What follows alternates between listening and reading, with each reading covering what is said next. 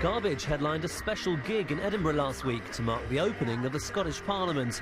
Around 6,000 people watched the show, which took place in the shadow of Edinburgh Castle, but was also beamed to a giant screen in nearby Princes Street.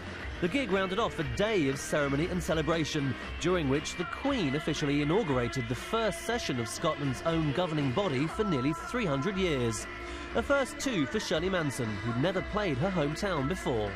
This is my city, this is where I grew up, and I think I'm one of probably their most prominent pop stars, so I think that had something to do with it. I also think maybe the organisers maybe felt that, you know, we're an integrated band, an international band full of Americans and Scots. I think it's maybe the future for Scotland is to think beyond its national boundaries and look outwards towards the new world order, as they're talking about these days. Don't tell me we've got some Scots in the mood to celebrate, have we? Scotland's been governed from Westminster ever since its own parliament was dissolved in 1707.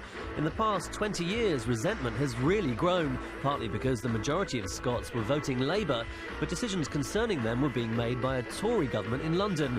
Now, though, some issues like health, education and the environment will be decided in Edinburgh. Many Scots are optimistic about having a degree of self-rule and think it'll make young people more interested in Scottish politics.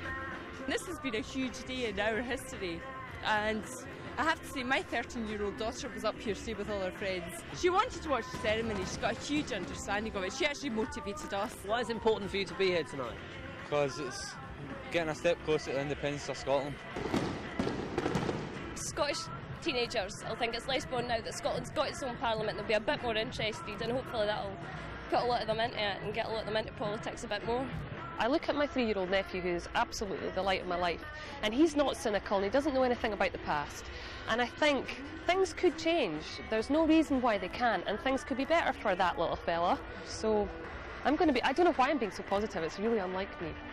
Still to come on the Ozone.